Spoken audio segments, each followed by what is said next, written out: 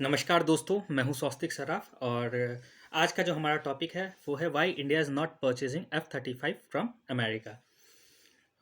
दोस्तों, इस वीडियो में आगे बढ़ने से पहले अगर आपने इस चैनल को सब्सक्राइब नहीं किया है तो प्लीज़ सब्सक्राइब कर लें और नोटिफिकेशन का बेल आइकन प्रेस कर दें ताकि आपको रेगुलर अपडेट्स मिलती रहें। तो चलिए दोस्तों, हम बात करते हैं जो हमारा आज का टॉपिक है कि इंडिया भारत अमेरिका से F-35 क्यों नहीं परचेस कर रहा है। इस विषय को जानने से पहले हमें ये जानना होगा कि फिफ्थ जनरेशन फाइटर प्लेन्स होते क्या हैं। तो दोस्तों, फिफ्थ जनरेशन फाइटर प्लेन्स वो फाइटर प्लेन्स होते हैं जिनको 21वीं शताब्दी की शुरुआत में बनाया गया है, अर्ली 21st सेंचुरी में। और उनके कुछ फीचर्स हैं, ऑल्दो स्ट्रिक्ट फीचर्स नहीं, लेकिन कुछ फीचर्स हैं जिनके जो इनको डिस्क्राइब करते हैं फोर्थ जनरेशन फाइटर प्लेन से। तो जैसे कि स्टील्थ हो गया, जैसे इनको रडार में पकड़ना बहुत मुश्किल होता है। जो दूसरा है, मैंने दोस्तों नोट्स बना रखे हैं इस बार, ताकि मैं आप लोगों को अच्छे से एक्सप्लेन कर सकूँ सारे टॉपिक्स, और इनके सोर्सेज भी मैंने इस वीडियो के डिस्क्रिप्शन में दे रखे हैं। दूसरा है दोस्तों, लो प्रोबेबिलिटी ऑफ इंटरसेप्ट रडार, जिसमें क्या होता है, कोई रडार वार्निंग रिसीवर है या इलेक्ट्रॉनिक सपोर्ट रिसीवर है, उससे ये पकड़ में ना आए, वो इनको पकड़ ना सके। जब भी हम ये फाइटर प्लेन्स जाएं किसी को ट्रैक करें, तो सामने वाले को पता चल जाता है। जनरली नॉर्मल फाइटर प्लेन्स होते हैं तो पता चल जाता है कि उनको कोई रडार पे ट्रैक कर रहा है। But low probability of intercept radar में क्या होता है, उनको पता नहीं चलता है कि कोई उनको ट्रैक कर रहा है। उनके एयरफ्रेम्स अजाइल एयरफ्रेम्स होते हैं, वो सुपर क्रूज कर सकते हैं, यानी कि मैक 1 से ज़्यादा की स्पीड पे फुल लोड के साथ विदाउट आफ्टर बर्नर का यूज़ किए वो उड़ सकते हैं। उनके पास नेटवर्क फ्यूजन की कैपेबिलिटीज़ होती है। वो situation battle field situational awareness होता है उनमें। कमांड कंट्रोल कम्युनिकेशन की कैपेबिलिटीज़ होती है। ये कुछ फीचर्स होते हैं फिफ्थ जनरेशन फाइटर प्लेन्स के, जो इनको फोर्थ जनरेशन या 4.5 जनरेशन के फाइटर प्लेन से अलग करते हैं। इसके बाद हम चलते हैं दोस्तों, अब हम जानते हैं कि अभी दुनिया में फिफ्थ जनरेशन फाइटर प्लेन्स कौन कौन से हैं। तो इसमें जो सबसे पहला नाम आता है वो आता है लॉकहेड मार्टिन का F-22 रैप्टर। ये सबसे पहला फिफ्थ जनरेशन फाइटर प्लेन्स है जो वर्ल्ड में बनाया गया यूनाइटेड स्टेट्स के द्वारा। ये 90s में ही बनाया गया था दोस्तों, और ये अभी भी यूनाइटेड स्टेट्स में यूज़ हो रहा है। इसके अलावा यूनाइटेड स्टेट्स की तरफ से जो दूसरा फाइटर प्लेन है वो है F-35, जो कि बहुत सारे कंट्रीज आज की डेट में यूज़ कर रहे हैं। तीसरा रशिया की तरफ से बनाया गया है Su-57, सुखोई Su-57। एंड एक चाइना ने भी बनाया है चेंगडू J-20। तो ये चार फाइटर प्लेन्स करेंटली वर्ल्ड में फिफ्थ जनरेशन में है, जो कि डिप्लॉयड हैं वर्ल्ड वाइड। इसके अलावा और भी कंट्रीज़ है जो फिफ्थ जनरेशन फाइटर प्लेन्स बना रही है, जैसे कि रशिया, आपने नाम सुना होगा, हाल फिलहाल में Su-75 चेकमेट बना रहा है। इंडिया बना रहा है हल एमका, इंडिया की तरफ से है, एडवांस्ड मीडियम कॉम्बैट एयरक्राफ्ट। इसके अलावा एक पाकिस्तान बना रहा है प्रोजेक्ट आजम के अंतर्गत। 2017 में उन्होंने अनाउंस किया था कि वो एक फिफ्थ जनरेशन का फाइटर प्लेन पे काम कर रहे हैं। तुर्की बना रहा है, तुर्की का TEITF-X है। स्वीडन में साप बना रहा है फ्लैग सिस्टम 2020। तो ये कुछ हैं। इसके अलावा सिक्स जनरेशन फाइटर प्लेन्स भी वर्ल्ड में बनाए जा रहे हैं, जैसे कि ब्रिटेन का टेम्पेस्ट प्रोग्राम है, जापान का मित्सुबिशी FX प्रोग्राम है, जो कि सिक्स जनरेशन का फाइटर प्लेन प्रोग्राम है। तो दोस्तों, अब सवाल उठता है कि इंडिया को फिफ्थ जनरेशन फाइटर प्लेन्स की ज़रूरत क्या है। अभी अभी हमने राफेल परचेस किया है, जो कि 4.5 जनरेशन का एयरक्राफ्ट है, और बहुत बड़ी डील हुई थी दोस्तों। तकरीबन 8.9 बिलियन US डॉलर्स की डील हमने साइन की थी फ्रांस के साथ। 36 राफेल हमने मंगवाए थे, जो कि इस खित्ते में, साउथ एशिया में सबसे एडवांस्ड फाइटर जेट्स माने जाते हैं। तो अब हम जानते हैं कि फिफ्थ जनरेशन फाइटर प्लेन्स क्या है। तो दोस्तों, दुनिया बहुत बदल चुकी है। अब जो एयरफोर्स है वो डिसाइड करेगी कि युद्ध किसकी तरफ जाएगा। अगर हम बात करें सबसे पहले हमला करने की, तो वो एयरफोर्स कर सकती है। दुश्मन के डीप और हार्ड स्ट्राइक एयरफोर्स कर सकती है। और अगर आप वर्ल्ड की सुपर पावर अमेरिका को देखोगे, तो वो भी अपनी एयरफोर्स और नेवी के कारण ही जानी जाती है। उसमें भी जो उनकी एयरफोर्स है वो वर्ल्ड में नंबर 1 है under many aspects. Global fire power index की जब आप रैंकिंग देखोगे US एयरफोर्स की, जैसे कि उनके fighter aircraft, attack aircraft, helicopters, इसमें अटैक हेलीकॉप्टर्स भी हैं, रिफ्यूलर्स, ट्रांसपोर्टर्स, सब में यूनाइटेड स्टेट्स एयरफोर्स नंबर 1 है। मैंने उसका लिंक डिस्क्रिप्शन में दे रखा है, जिसको आप जाके खुद से भी वेरीफाई कर सकते हो। तो दोस्तों हम कह सकते हैं जिसकी एयरफोर्स नंबर 1 है वो कंट्री आज की डेट में, आज के समय में नंबर 1 है। दूसरा जो हमारा पड़ोसी मुल्क है चाइना, आपको पता है उसकी गलवान वाली हरकत और उसका एक्सपेंशनिस्ट बिहेवियर। सो जब हम इन चीज़ों को देखते हैं, और उसने तकरीबन जो उसका J20 है, चेंगडू J20, उसने 150 प्लस के नंबर्स में अभी तक बिल्ड कर लिया है। और दो जब हमारा गलवान क्लैश हुआ था तो चाइनीज़ का ने उनका जो होटान एयरबेस है यूगर ऑटोनोमस रीजन में, जिनजियांग में, वहाँ पे दो उनका J20 स्टील्थ फाइटर एयरक्राफ्ट नज़र आया था। और इसका जो कि ज़्यादा दूर नहीं है, लद्दाख से सिर्फ 200 मील की दूरी पे उनका ये एयरबेस है। तो चाइना ने ऑलरेडी 2 डिप्लॉय कर रखे थे। हमें पता नहीं 2 तो सैटेलाइट में कैप्चर हुए थे, और कितने उन्होंने डिप्लॉय कर रखे हैं और कौन कौन से एयरबेसेस पे डिप्लॉय कर रखे हैं हमें मे बी नहीं पता हो, क्योंकि जनरली जो कंट्रीज़ है वो इसको छिपा के रखती हैं। इसके अलावा चाइना ने S-400 खरीद रखा है। जी हाँ दोस्तों, रशिया से S-400 चाइना ने हमसे भी पहले खरीदा और उसको डिप्लॉय किया है। ये न्यूज़ रिपोर्ट्स है सितंबर 2021 की दोस्तों, जहाँ चाइना ने S-400 इंडिया के बॉर्डर के पास डिप्लॉय कर रखा है। हमने भी S-400 लिया है और हमने पहली बैटरी, जैसे कि न्यूज़ रिपोर्ट्स आ रही है, पंजाब में डिप्लॉय की है दोस्तों। तो आप ये कह सकते हो कि अगर उसने S-400 लिया है तो उसने भी अपनी जो डिफेंस कैपेबिलिटीज़ है उसको इंक्रीज़ कर दिया। ऑल्दो हम S-400 को भी बाईपास कर सकते हैं राफेल के थ्रू, ये इंडियन एयरफोर्स ने कहा था। तो जैसे हम बाईपास कर सकते हैं, वैसे दोस्तों चाइनीज़ भी हमारे S-400 को बाईपास कर सकेंगे।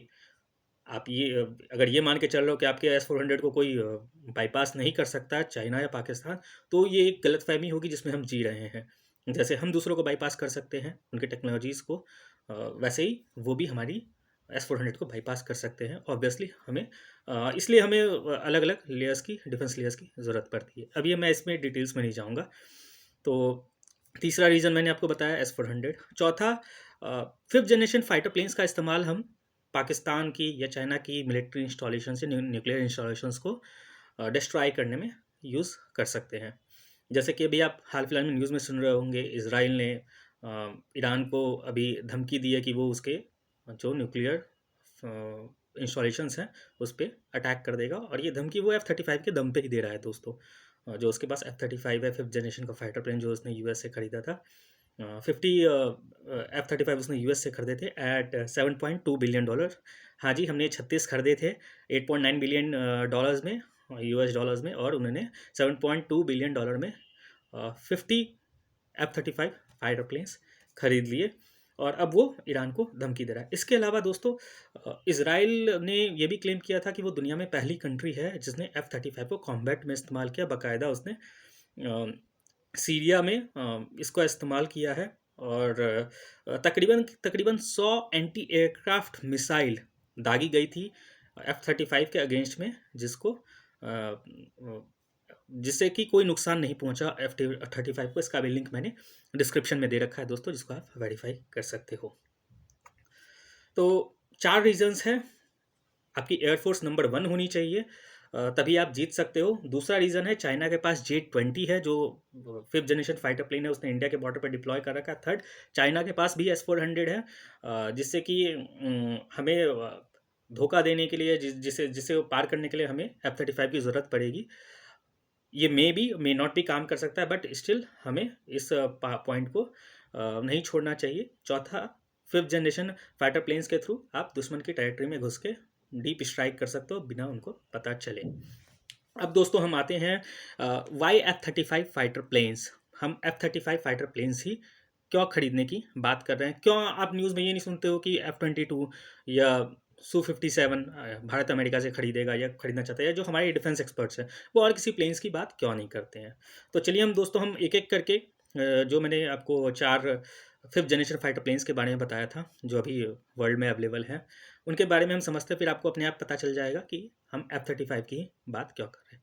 पहला ऑप्शन है चाइना से हिंदुस्तान J-20 तो खरीदने जाएगा नहीं, तो वो जो एक ऑप्शन है वो तो पहले ही ख़त्म हो गया।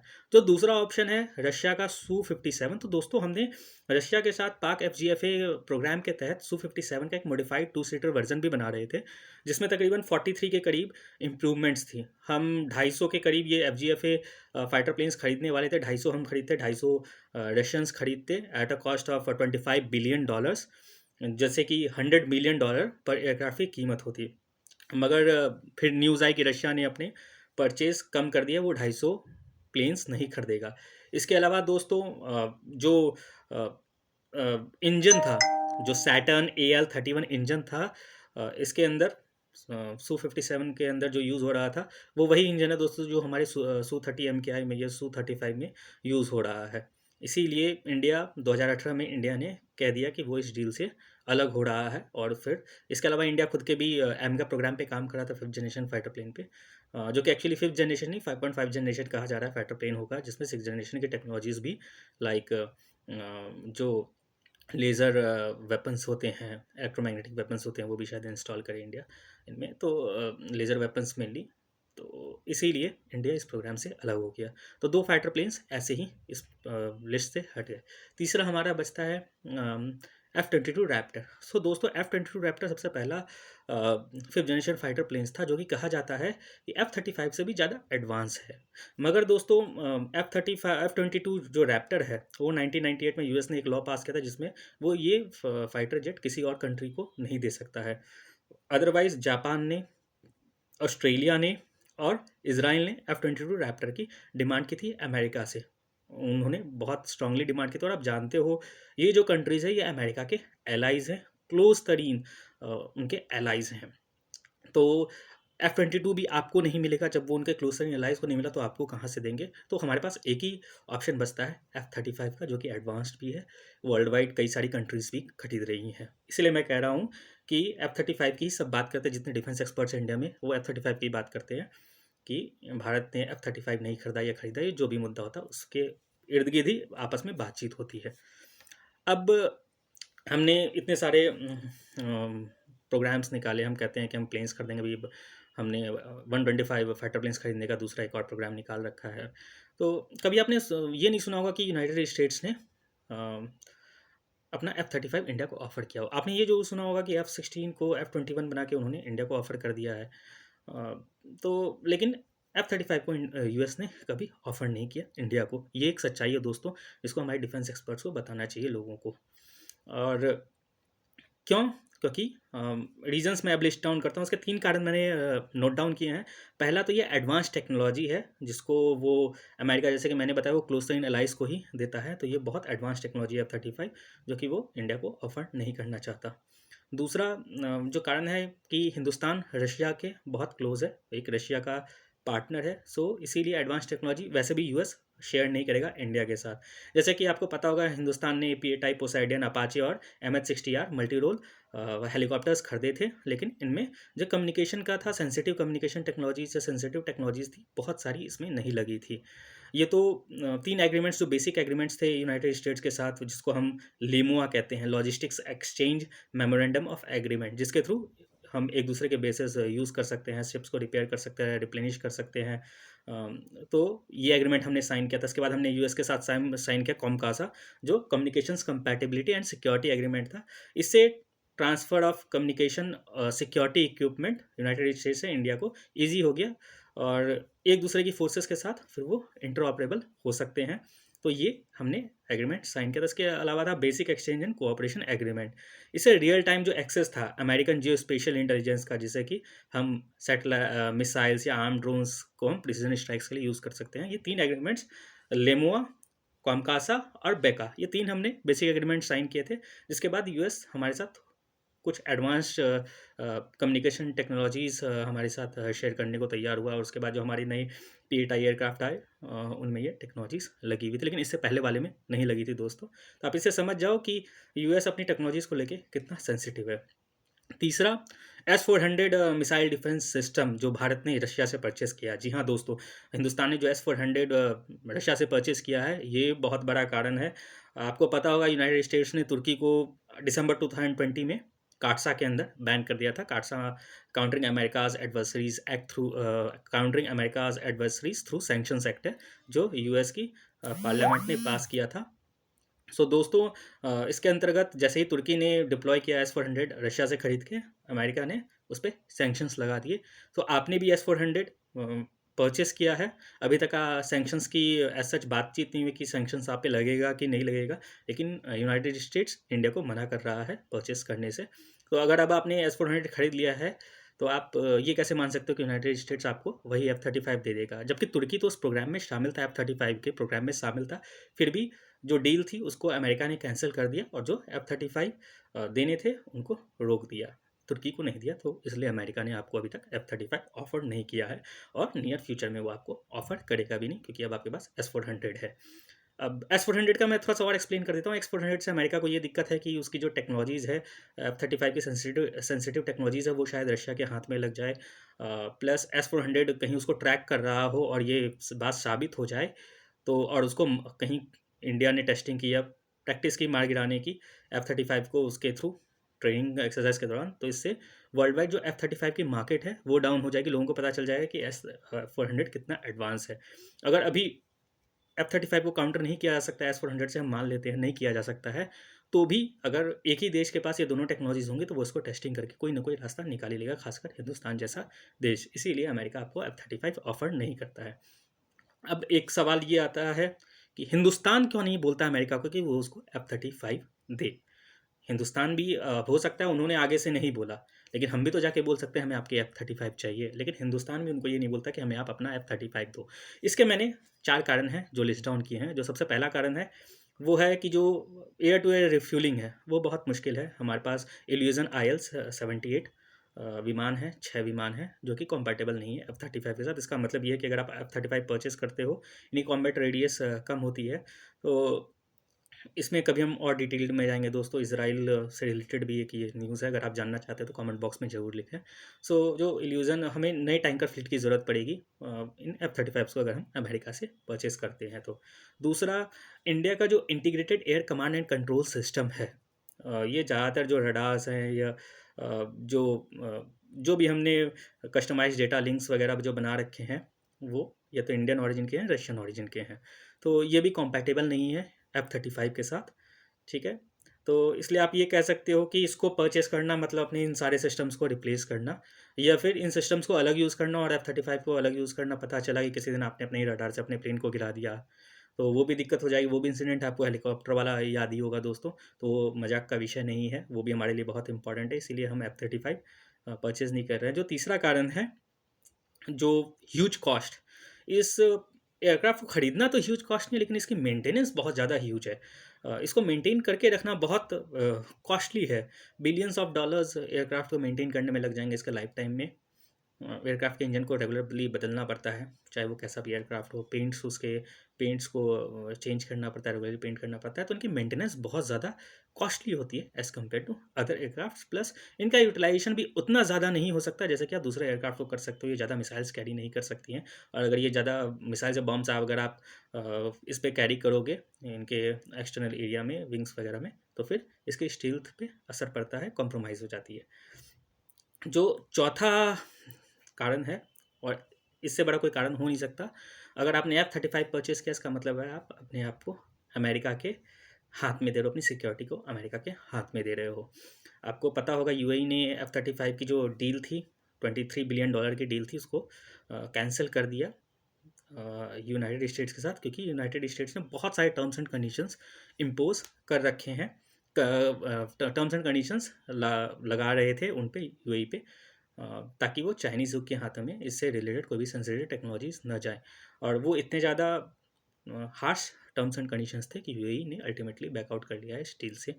इसके अलावा आपको पता होगा, जब भी यूनाइटेड स्टेट्स कोई टेक्नोलॉजी किसी देश को सेल करता है, कोई सेंसिटिव टेक्नोलॉजी सेल करता है, उसके साथ बहुत सारे रेस्ट्रिक्शंस आते हैं। आप उसको कैसे इस्तेमाल करते हो या कर सकते हो, ये भी यूएस डिक्टेट करता है कई दफ़ा। तो जैसा कि आपको पता होगा, बालाकोट की हमने स्ट्राइक की थी, तो पाकिस्तान ने F-16 यूज़ किया था बिना यूएस के मर्ज़ी के, तो उस पे भी बहुत सारा बवाल मचा था। मैंने उसका भी जो एक रेफरेंस है वो अपने डिस्क्रिप्शन में दिया, वीडियो के डिस्क्रिप्शन में दिया है, जिसको आप चेक कर सकते हो, जहाँ यूनाइटेड स्टेट्स ने पाकिस्तान को कहा था कि उसने अपने फॉरवर्ड एरिया में जो मूव किया है F-16 को, वो सही नहीं किया है, वो एंड यूज़र लाइसेंस जो एग्रीमेंट होता है उसका वायलेशन किया है।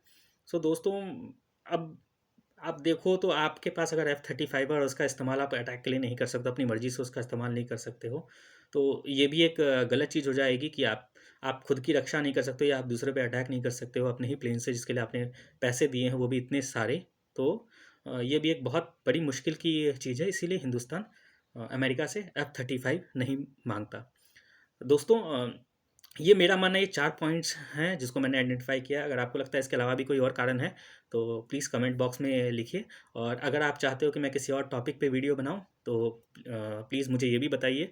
और अगर आपको लगता है कोई पाकिस्तानी चैनल जो कि अगर कोई अफ़वाह फैला रहा है, बिना किसी रेफ़रेंस के कोई बातें कर रहा है या कोई वीडियो बना रहा है इंडियन आर्म्ड फोर्सेस के खिलाफ, तो आप वो भी कमेंट बॉक्स में बता सकते हो। मैं कोशिश करूँगा कि उनको एक्सपोज करने की प्रूफ्स के साथ, लिंक्स के साथ, जो भी प्रूफ्स होंगे उनके साथ उनको एक्सपोज करने की कोशिश करूँगा। दोस्तों, आपको मेरा ये वीडियो कैसा लगा कमेंट करके ज़रूर बताइएगा, लाइक कीजिए, चैनल को सब्सक्राइब करना मत भूलिएगा। जय हिंद, जय भारत।